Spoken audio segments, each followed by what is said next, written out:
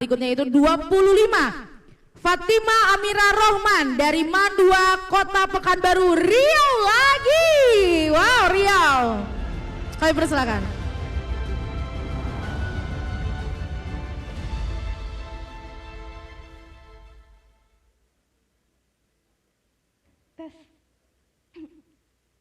Dari Sabang sampai Merauke berjajar pulau-pulau. Hadirin sekalian, layaknya harmoni dalam sebuah lagu. Kehidupan kita sebagai manusia haruslah selaras dan seirama agar terciptanya kehidupan yang rukun. Lantas, bagaimana cara kita sebagai bangsa Indonesia untuk menciptakan kehidupan yang harmonis di tengah keberagaman yang ada? Salam moderasi beragama. Assalamualaikum warahmatullahi wabarakatuh. Shalom, Om Swastiastu, Namo Buddhaya, dan salam kebajikan. Salam Pancasila. Perkenalkan, saya Fatimah Amira Rohman selaku perwakilan dari Mandua Kota Pekanbaru Provinsi Riau. Pada kesempatan kali ini, kepada Dewan Juri yang terhormat beserta para hadirin yang saya banggakan, izinkan saya untuk menyampaikan sebuah pidato yang berjudul Toleransi sebagai Landasan Kehidupan Sosial yang Harmonis. Hadirin yang berbahagia, bangsa Indonesia hidup di tengah keberagaman yang sangat melimpah, mulai dari suku, budaya, ras, hingga agama. Meskipun menurut survei yang dilakukan oleh Kompas.com pada tahun 2022 yang menyatakan bahwa sebanyak 70% responden menilai bahwa Indonesia masih menjunjung tinggi toleransi, tak dapat dipungkiri lagi bahwa kita masih sering menemukan konflik-konflik terkait keberagaman beragama. Misalnya, susahnya membangun rumah ibadah bagi warga non-muslim, sehingga mengharuskan mereka untuk beribadah di rumahnya masing-masing, namun berakhir digerebek oleh warga setempat.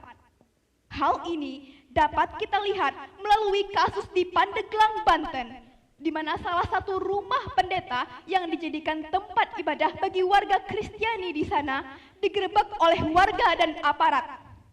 Banyak sekali netizen yang mengecam akan hal ini. Mereka mengatakan bahwa di sana sangat minim toleransi. Hadirin sekalian, konflik-konflik seperti ini meskipun berhasil berakhir dengan jalan yang damai, haruslah kita cegah agar tidak muncul lagi konflik-konflik yang serupa. Adapun cara utama dan yang paling mendasar untuk mencegahnya adalah dengan menanamkan dalam diri tiap-tiap individu mengenai pengertian toleransi. Kita sangat sering mendengar istilah toleransi ini, namun apakah kita benar-benar paham mengenai implementasinya? Toleransi atau tenggang rasa merupakan sikap saling menghargai dan menghormati seluruh perbedaan yang ada. Toleransi dalam hal beragama ditunjukkan dengan cara saling menghargai, saling menghormati, serta tidak mengusik keperluan umat agama lain. Toleransi atau tasamuh merupakan salah satu prinsip moderasi beragama. Dan layaknya moderasi, toleransi harus diimplementasikan dengan cara berada di tengah-tengah. Artinya tidak terlalu berlebihan. Namun sayangnya, kita masih sering melihat orang-orang yang ikut melakukan ritual ibadah lain. Padahal hal itu sangat dilarang karena dapat merusak akidah yang ia yakini.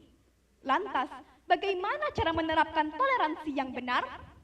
Hadirin sekalian, sebagaimana tercantum dalam salah satu kitab suci, yakni Al-Quran, sebagai kitab suci umat Islam. Dalam Al-Quran surah Al-Baqarah ayat surat Al-Hujurat ayat 13 yang berbunyi, A'udzu billahi minasyaitonir rajim.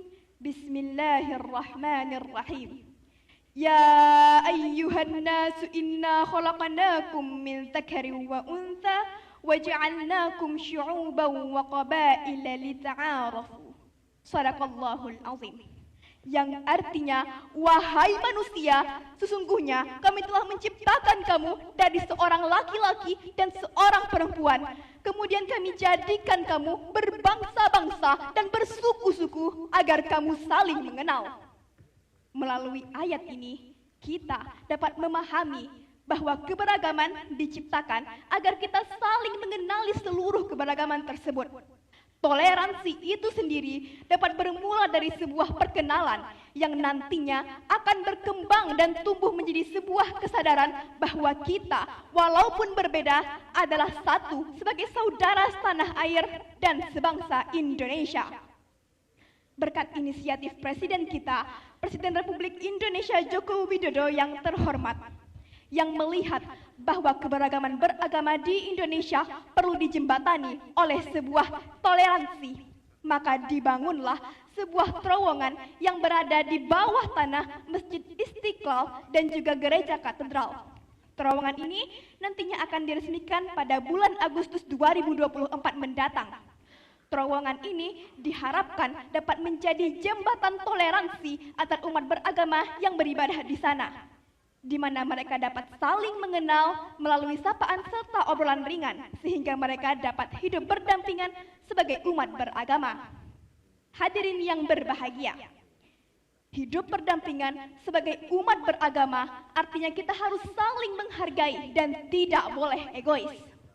Dalam beberapa kasus, seperti penggunaan pengeras suara luar oleh masjid ketika tadarus Al-Quran di malam bulan Ramadan, saya sangat mengapresiasi warga non-muslim yang tidak protes akan hal itu, meski nyatanya mereka memerlukan keheningan untuk beristirahat di malam hari. Kita sebagai umat muslim seharusnya menyadari akan hal itu dan menggunakan mikrofon dalam saja, karena kita perlu menghargai keperluan warga lain yang memerlukan istirahat pada malam itu. Syukurlah kasus ini berakhir dengan diterbitkannya surat edaran oleh Bapak Menteri Agama kita, Bapak Yakut Khalil Qomas yang terhormat, dalam surat edarannya nomor SE 05 tahun 2022 yang mengatur mengenai penggunaan pengeras suara di dalam masjid. Hadirin sekalian, toleransi dapat benar-benar terwujud apabila tiap-tiap komponen masyarakat benar-benar ingin untuk menghargai dan menghormati keberagaman yang ada. Namun sayang sekali, dalam khutbah-khutbah masih ada pemuka agama yang mengutarakan ujaran kebencian kepada agama lain. Hal ini tentu menjadi masalah besar ketika jamaahnya merasa bahwa mereka lebih superior di atas agama yang lainnya. Hal ini tentu perlu diluruskan dan diberi pemahaman bahwa kita sebagai manusia dan sebagai umat beragama adalah sama, dan tidak sepatutnya kita berselisih dan saling merendahkan ketika tiap-tiap agama mengajarkan arti penting perdamaian. Hadirin sekalian, saya sebagai Gen Z atau Zoomer Generation sangat yakin bahwa di masa yang akan datang, Gen Z mampu menjadikan Indonesia sebagai negara yang lebih harmonis untuk hidup di dalam keberagaman, melalui pemahaman Gen Z yang lebih baik mengenai moderasi, toleransi, serta konsep keterbukaan. Sebagai kesimpulan, kita perlu menanamkan dalam diri mengenai toleransi yang berdasarkan moderasi, dengan cara saling menghargai dan menghormati, bukan dengan meyakini apa yang tidak boleh kita yakini.